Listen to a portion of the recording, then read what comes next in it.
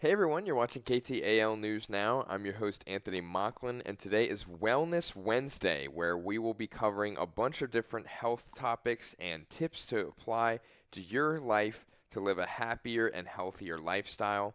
And first up on our list involves a first aid and CPR class that was put on by the Caddo Parish Sheriff's Office last week at their safety town.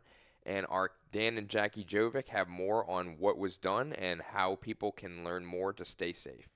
They talked about the actions needed to be taken when a person is injured. They say it's really 3 steps: check, call, and care.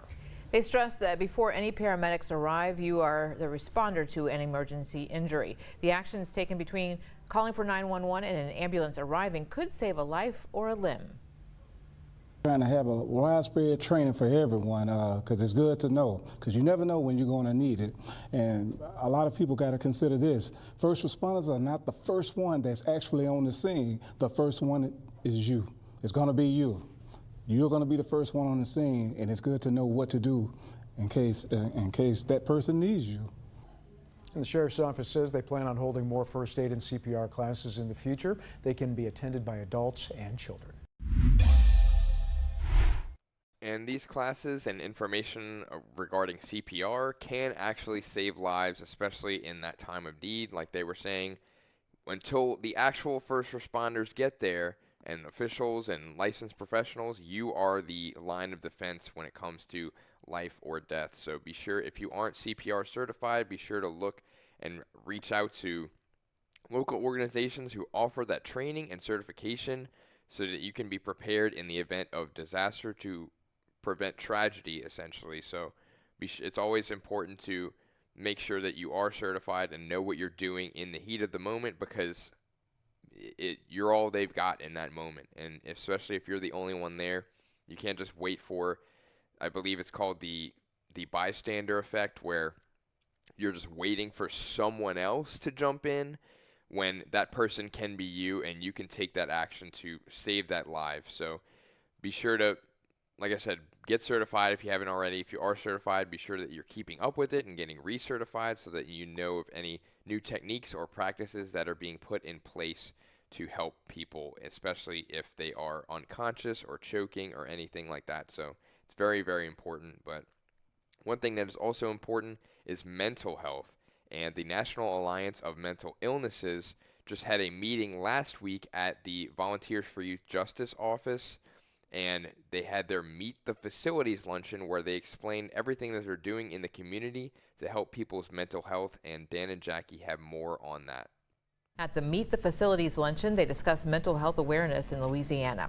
NAMI has mental illness peer connection and family support groups in the area. Groups are designed to help those with mental illnesses find others and teach family members how they can help. They say stigma is still a large hurdle for treating mental health. It affects every aspect of our lives.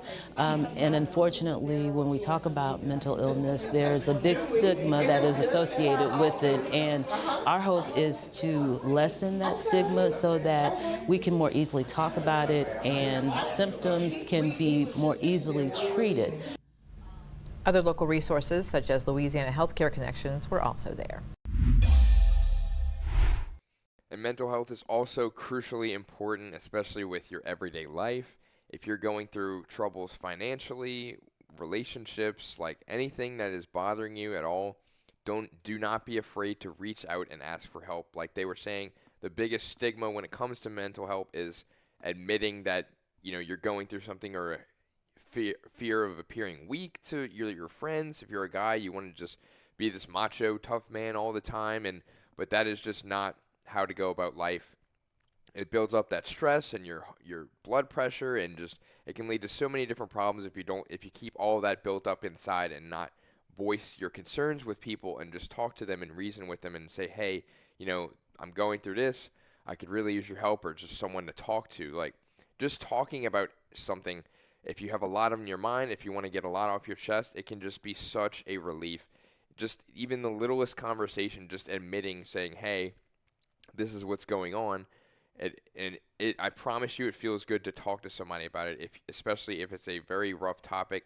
I understand if you're not comfortable talking about it with people, if you want to see a licensed professional or a therapist, that is probably the best course of action. It is all confidential, so I highly recommend doing that and not keeping that out and just talking to somebody, just seeking help, because there's no way that you can just go about life and keep all that inside and not let it out at some point, because eventually it's gonna be like a volcano, right, where it's just gonna build up, and then eventually erupt, and then at that point you're hurting others now, because if something's been on your mind for a long time and then it builds up to a boiling point, then you start lashing out and taking it out on other people, and then, like I said, it starts to hurt the other people around you.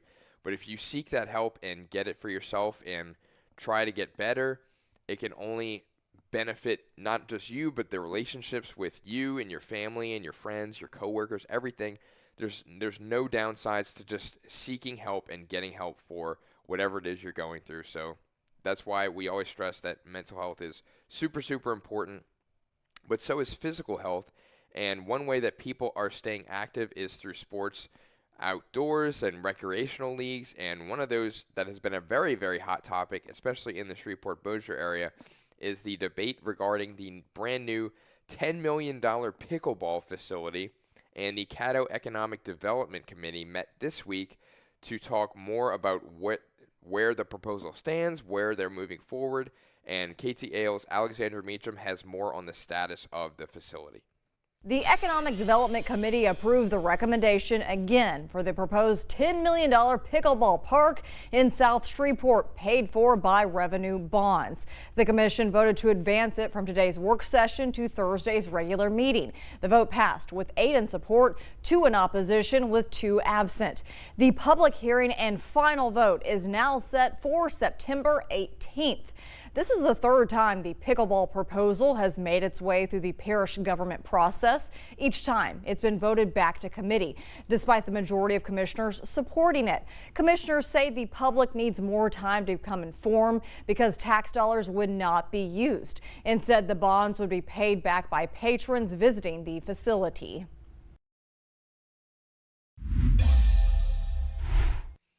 And it's great to see that kids in the area will have a place to go and play, and it's another sporting recreational area. It's for them to enjoy and just get outside and get out the house and just be active.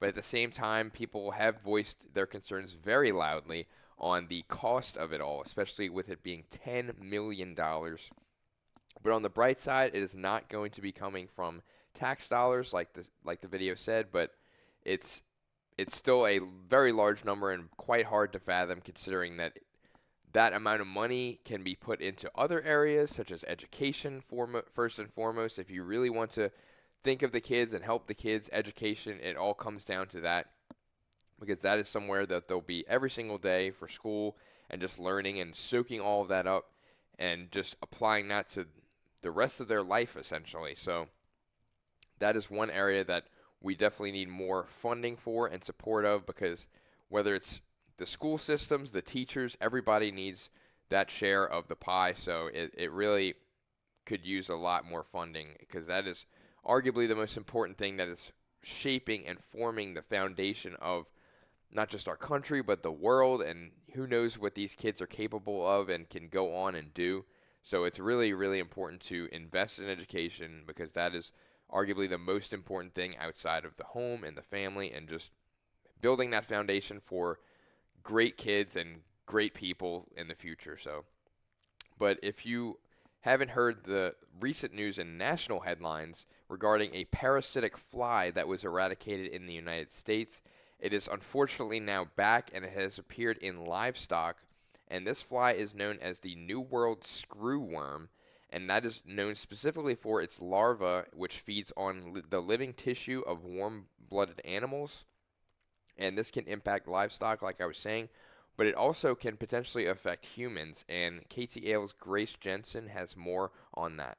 Cochleomya omnivorax, or the New World screwworm, was eradicated in the United States in the 1960s. But the U.S. Secretary of Agriculture is sounding the alarm after cases have been confirmed in livestock in South America. Now, A case of human infection has been confirmed in the U.S. However, Dr. Christine Navarre, the extension veterinarian for the LSU Ag Center, stresses that there is no cause for concern. It is not currently in the U.S. That needs to be made very clear, but we do need people to watch out for it, because if we do see it, we want to catch it as quickly as possible.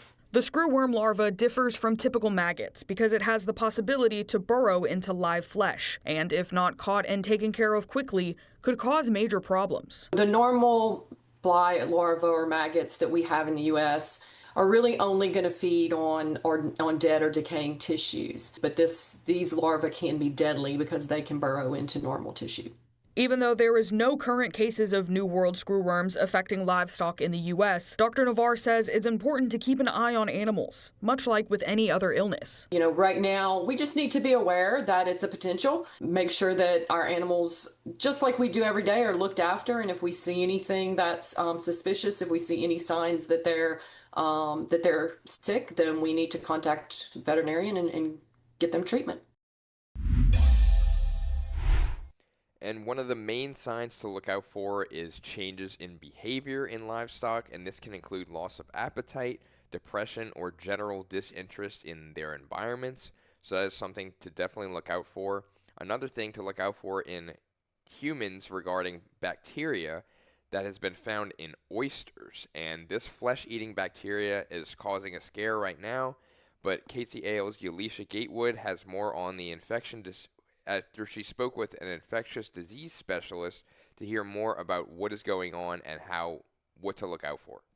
But over the past year, so we've noticed increase and uptake of cases over the past year, mainly in the Gulf coastal towns area where it's close contact to salty, warm water or brackish water.